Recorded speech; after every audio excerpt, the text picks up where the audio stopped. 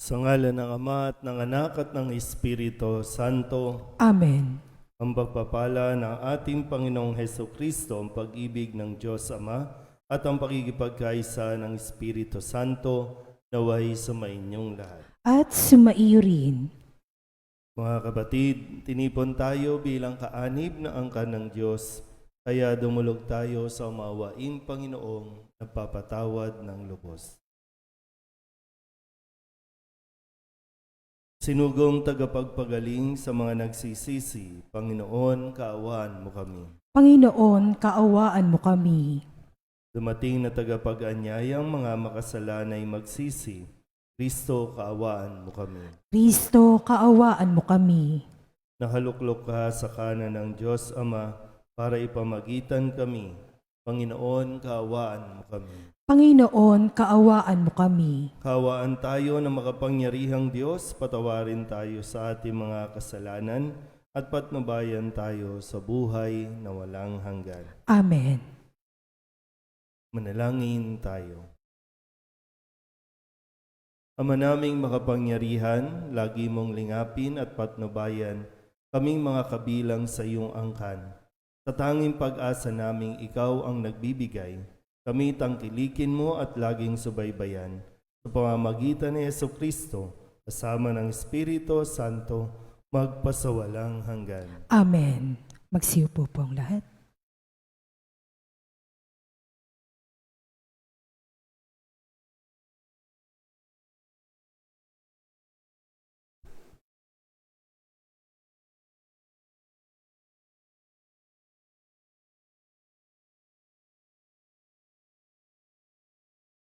Pagbasa mula sa aklat ng Henesis. Sinabi ng Panginoong Diyos, hindi mainam na mag-isa ang tao. Bibigyan ko siya ng makakasama at makakatulong. Kaya lumikha siya ng mga hayop sa parang at ibon sa himpapawid. Inilapit sa tao at ipinaubaya dito ang magbigay ng pangalan sa mga iyon. Kung ano ang kanyang itawag, yun ang magiging pangalan nila.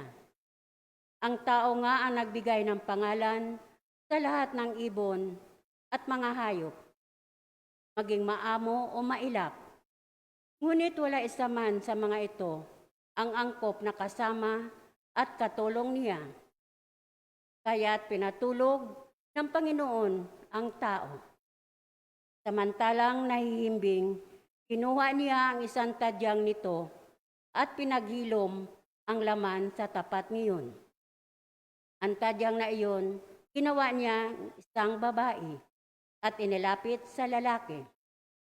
Sinabi ng lalaki, sa wakas narito ang isang tulad ko, laman ng aking laman, buto ng aking buto. Babae siyang itatawag sa kanya, sapagkat sa lalaki nagmula siya.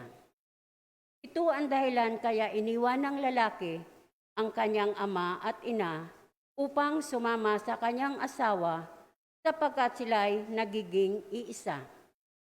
Kapwa sila hubad, gayon may hindi sila nahihiya. Ang salita ng Diyos. Salamat sa Diyos. Saan mong tugunan ang ating pong itutugon? Mapalad ang sumusunod na taong may takot sa Diyos. Ulitin po natin. Mapalad ang bawat tao na sa Diyos ay may takot. Ang maalab na had-ikay sumunod sa kanyang utos. Hindi siya magkukulang sa anumang kailangan. Ang buhay ay maligaya't uunlad ang kanyang buhay. Tugon. Mapalad ang sumusunod na taong may takot sa Diyos. Sa tahanan ng asaway, parang ubas na mabunga. Bagong tanim na olibo, sa may dulang ang anak niya. Tugon. Mapalad ang sumusunod na taong may takot sa Diyos. Ang sinumang kung ang Diyos buong pusong susundin, buhay niya ay uunlad at laging pagpalain. Mula sa Siyon, pagpapala nawa ng Diyos ay tanggapin at makita habang buhay pag-unlad ng Jerusalem. Mapalad ang sumusunod na taong may takot sa Diyos. Pagsitayo po ang lahat.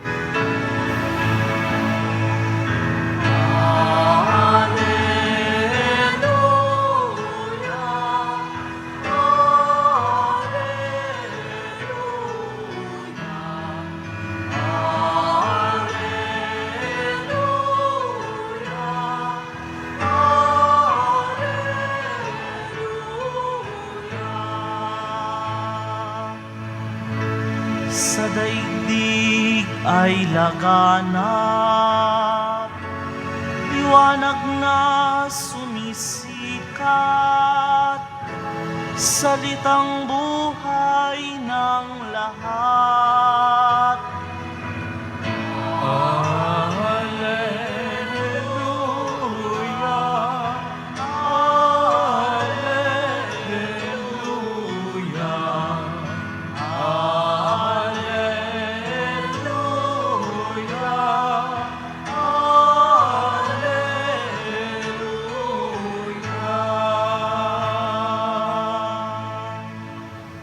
Sumainyo ang Panginoon. At sumaiyo rin. Ang mabuting balita ng Panginoon ayon kay San Marcos. Papuri sa iyo, Panginoon. Noong panahong iyon, nagtungo si Jesus sa lupain ng Tiro at tumuloy sa isang bahay doon. Ayaw sana niyang malaman na naroon siya. Subalit, hindi gayon ang nangyari. Ang pagdating niya ay nabalitaan ng isang inang may maliit na anak na babaeng inaalihan ng masamang espiritu. Pumunta siya agad kay Jesus at nagpatira pa sa kanyang harapan. Ang babaeng ito'y hentil, tubo sa Sirofenica. Ipinamanhik niya kay Jesus sa palayasin ang demonyo na nasa kanyang anak. Ngunit sinabi ni Jesus, kailangang busugin muna ang mga anak. Hindi dapat kunin ang pagkain ng mga anak upang ihagis sa mga tuta. Tunay nga po, Panginoon, tugon ng babae. Ngunit ang mga tuta mang nasa ilalim ng hapag ay naninimot ng mga mumong nalalaglag ng mga anak. Kaya't sinabi sa kanya ni Jesus, dahil sa sinabi mo, maaari ka nang umuwi.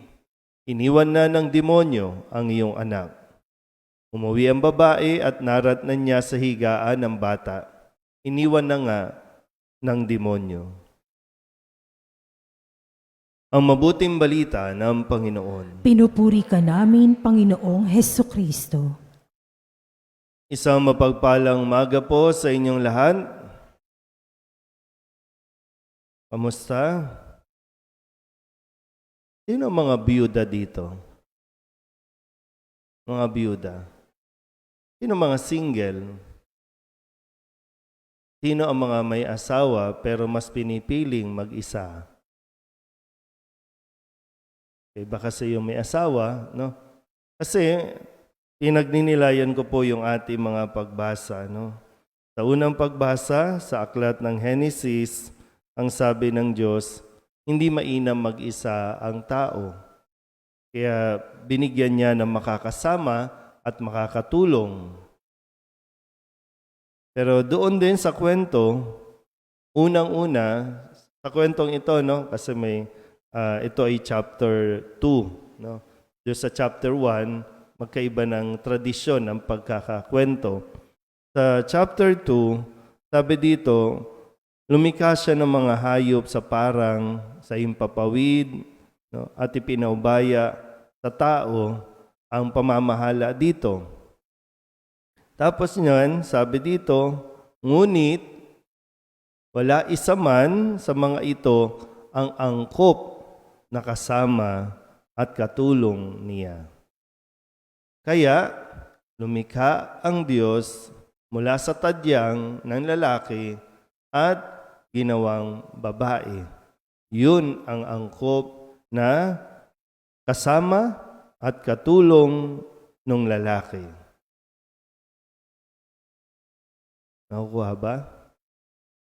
Ang Diyos ang lumikha ng makakasama, na angkop na makakasama ng lalaki. Sa Ebanghelyo, ang kwento naman ng isang babae na may anak na pinarurusahan o inaalihan ng demonyo. Pero ito ay tinulungan din ni Jesus. Kasi kung sakaling hindi kayanin ng bata yung pagpapahirap ng demonyo, mamamatay ito. Ano mangyayari dun sa babae? Mag-iisa. Kung kaya, tinulungan ni Jesus at ang sabi, umuwi ka na. Kasi noon, di ba, ang katayuan ng isang babae, mababa ang tingin ng mga tao. Walang halaga ang babae. Kanino nakadepende ang babae? Sa lalaki. Yung kanyang kabuhayan, para mabuhay sa araw-araw, doon yun nakadepende. Okay.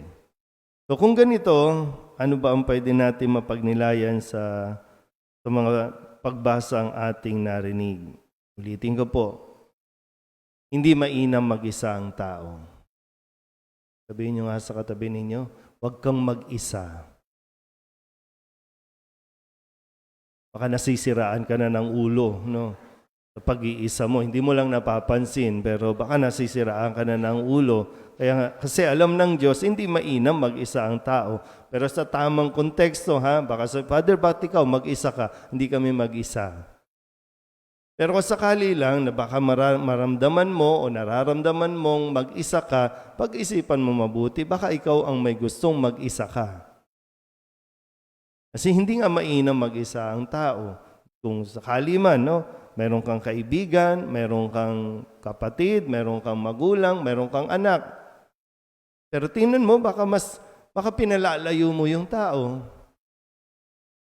Minsan po, no, sana po wag ma-offend yung mga mahilig mag-alaga ng hayop, no? Hindi tayo against yan. Pero ang sinasabi ko mapagnilayan natin sa puntong ito, baka minsan mas gusto ng tao makasama ang hayop. Natutuwa ako kapag parang naaaliw lang ako pag yung mga hayop may diaper. May damit na, dinadamitan na, di ba? Kasi suriin mabuti hindi ko sinasabing bawal yun pero suriin na mabuti, baka kasi yung isip na, mas okay na ako na hayop ang kasama ko kaysa sa tao. Kasi pag ganun na yung mentality natin, baka may problema tayo. Hindi lang natin napapansin, pero baka may problema na tayo Dahil sa atin, ay mahirap kasi makasama ang tao, iintindihin mo, uunawain mo. Sasaktan ka. Yung hayop, hindi ka sasaktan yan. Nagkakaroon ng parang pakiramdam niya, mas masaya siya, may kasama siya. Pero tingnan natin, no? Suriin natin ng mabuti. Kasi dalawa lang pwede mangyari dyan. Yung hayop, maging asal tao, o yung tao, maging asal hayop. Alin sa dalawa? Kasi tinuturuan na, di ba, no? Tinuturuan na yung aso, inaalagaan na. Kahit anong hayop, hindi lang aso. May sawa, may buhaya, may, ano ba? Ano mga pinag-aalagaan natin na sinasabi na, ang tawag pa nga, di ba meron ng tawag ngayon? Or parent?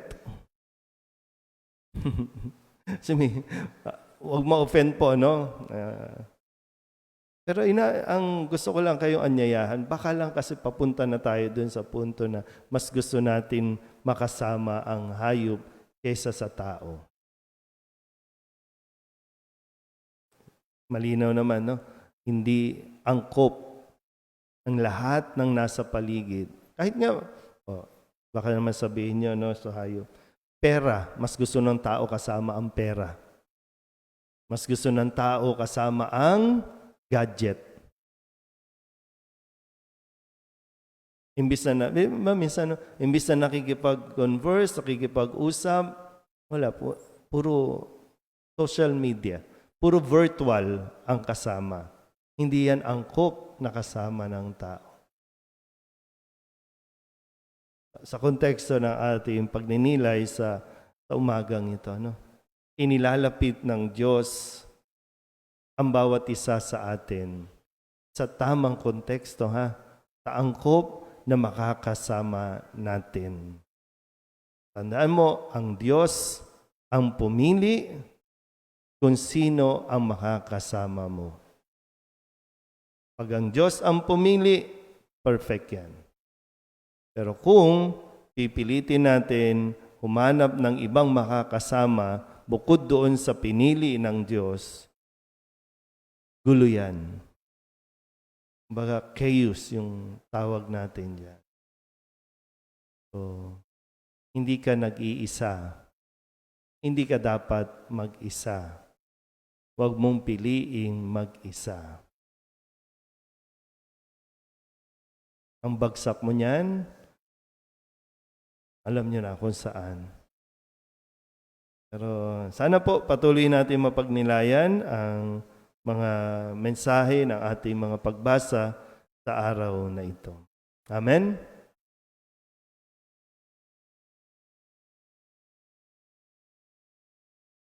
Sitayo po ang lahat. Binuwag ni Hesukristo ang pader na naghihiwalay sa mga Hudyo at Hintil bilang isang sambayanan ng iisa, bago at walang hanggang tipan. Manalangin tayo sa Amang nagbubuklod sa atin.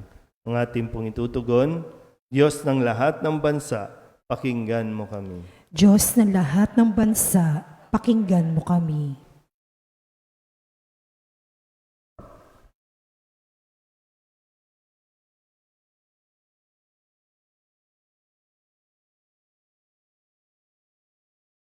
Ang simbahan sa buong daigdig, naway maging daluyan ng awa, kapayapaan at pag-ibig ng Diyos. Manalangin tayo sa Panginoon. Diyos ng lahat ng bansa, pakinggan mo kami. Bilang komunidad ng mananampalataya, naway hindi tayo magkahati-hati dahil lamang sa mga simple o walang kwentang dahilan ng away at hindi pagkakaunawaan. Manalangin tayo sa Panginoon. Diyos ng lahat ng bansa, pakinggan mo kami. Ang mga inang nagiging balisa at nag-aalaala tungkol sa kalusugan ng kanilang mga anak, naway huwag makalimot na tumawag kay Jesus para sa tulong at ginhawang kinakailangan. Manalangin tayo sa Panginoon. Diyos ng lahat ng bansa, pakinggan mo kami. Ang mga may sakit at mga naghihingalo, naway makatagpo ng kaginhawaan sa Diyos ng pag-ibig at awa. Manalangin tayo sa Panginoon. Diyos ng lahat ng bansa, pakinggan mo kami. Ang mga yumao na sa buhay na ito, naway magbunying walang hanggang sa tahanan ng Diyos Ama sa kalangitan. Manalangin tayo sa Panginoon. Diyos ng lahat ng bansa, pakinggan mo kami. Idulog din natin sa Panginoon ang ating mga personal na kahilingan at mga panalangin para sa ating mga pamilya. Ganon din ang mga kahilingan ng mga nanonood sa online. Lahat ng mga misang pasasalamat,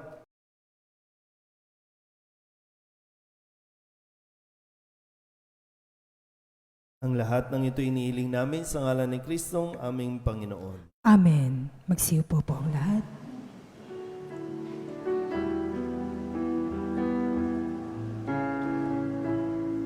Natin ay kalugdan ng Diyos amang makapangyarihan. Tanggapin nawa ng Panginoon itong paghahain sa iyong mga kamay, sa kapurihan niya at karangalan, sa ating kapakinabangan at sa buong sambayanan niyang banal.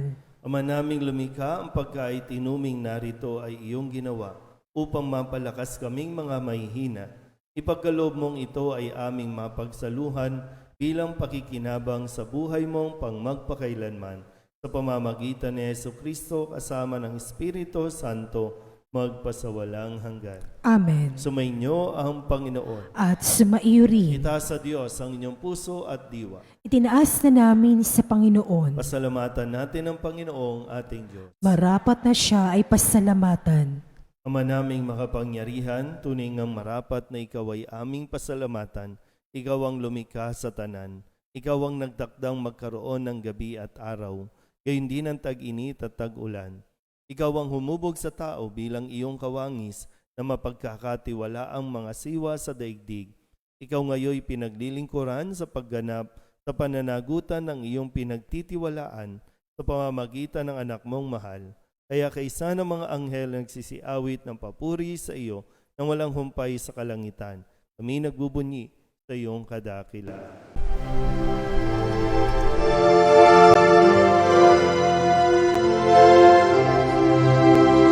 Santo, Santo, Santo, Panginoong Diyos makapangyarihan, napupuno ang langit at lupa ng kalwalhatian mo. Hosana sa kaitaasan, pinagpalang na paririto sa ngalan ng Panginoon. Hosana sa kaitaasan.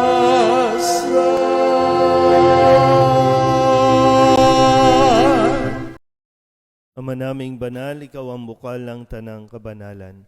Kaya't sa pamamagitan ng iyong Espiritu, gawin mong banal ang kaloob na ito upang para sa aming maging katawan at dugo ng aming Panginoong Hesukristo.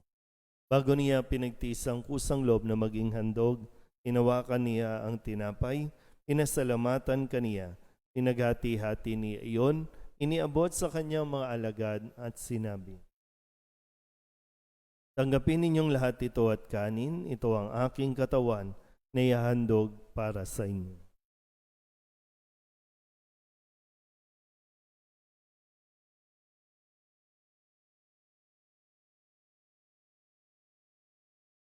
Hindi naman nang matapos ang hapunan, hinawakan niya ang kalis, muli kaniyang pinasalamatan. Iniabot niya ang kalis sa kanyang mga alagad at sinabi, "Tanggapin ninyong lahat ito at inumin. Ito ang kalis ng aking dugo, ng bago at walang hanggan tipan. Ang aking dugo na ibubuhos para sa inyo at para sa lahat, sa pagpapatawad ng mga kasalanan. Gawin ninyo ito sa pag-alaala sa akin."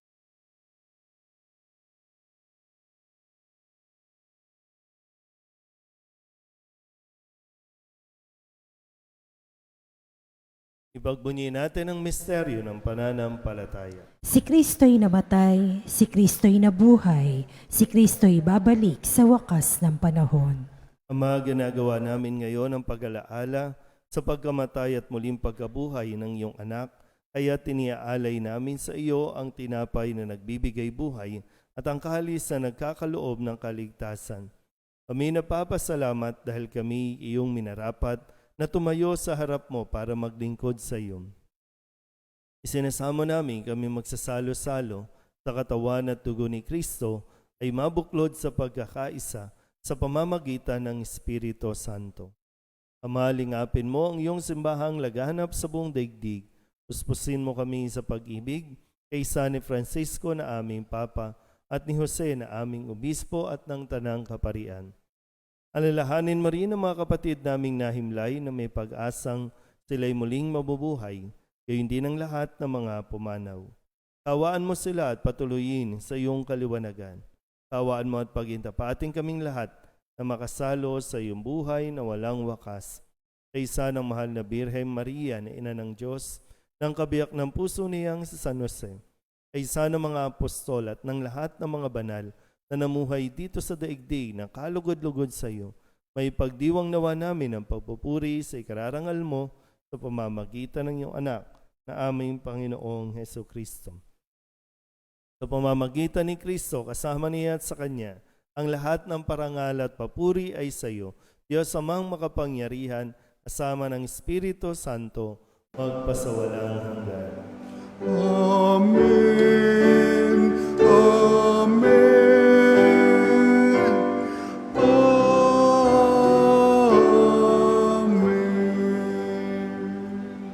Sa tagubili ng manakagagaling na utos at turo ni Jesus na Panginoon natin at Diyos, ipahayag natin ang lakas niya.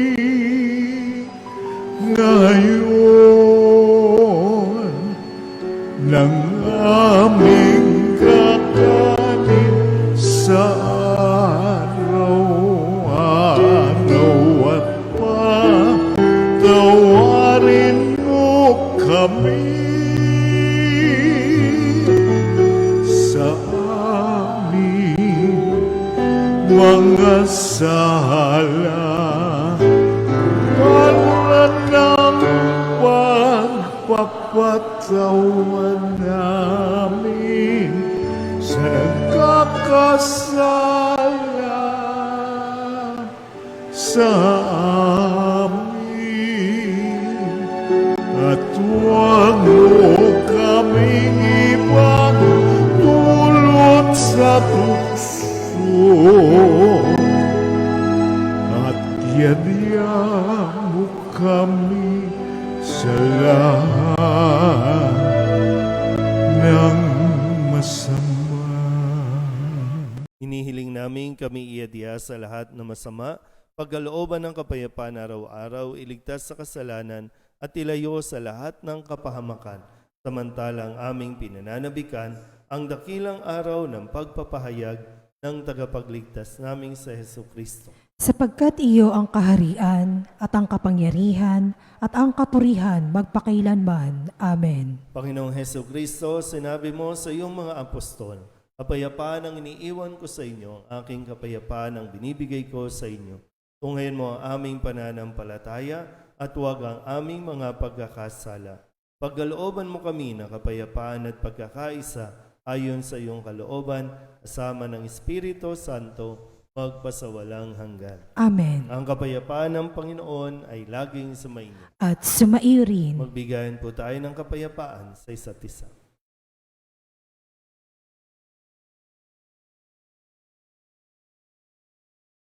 Kordero ng Diyos na nagali sa mga kasalanan ng sanlibutan, maawa ka sa amin.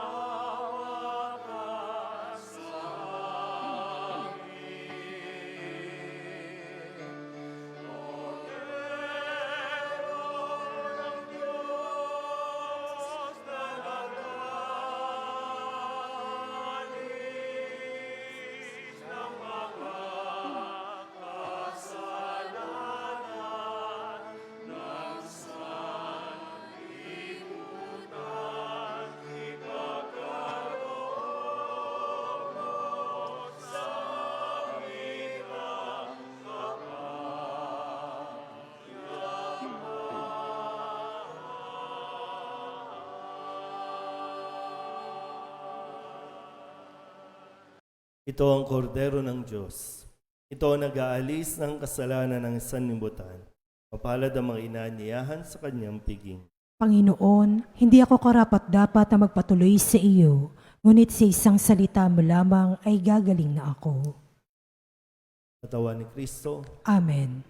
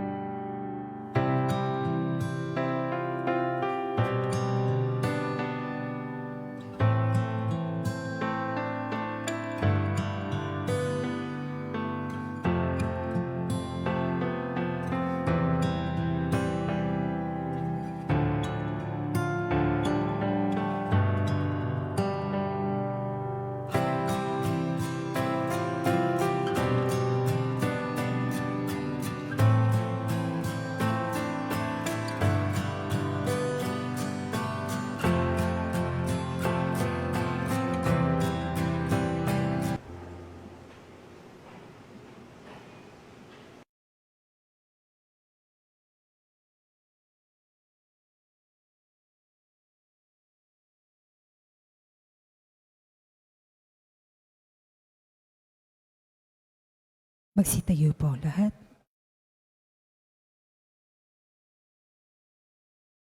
Manalangin tayo. Ama naming mapagmahal, sa pagkaitinuming pagkakaisang binibigay, kami niloob mong makapakinabang. Kaysa ni Kristo kami naway makapamuhay upang makapamungan na may kagalakan para sa kapakanan aming kapwa-tao sa sanlibutan.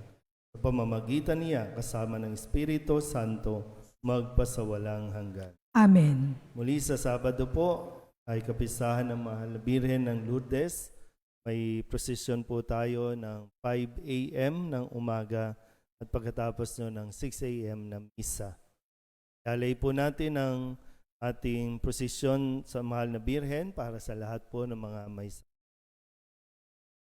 Sumainyo ang Panginoon At sumaiyo at rin. pagpalain kayo ng makapangyarihang Diyos, Ama at Anak at Espiritu Santo. Amen. Tapos na ang banal na misa, humayo tayo sa kapayapaan ni Kristo. Salamat sa Diyos. Magandang umaga po. Good morning po, Father.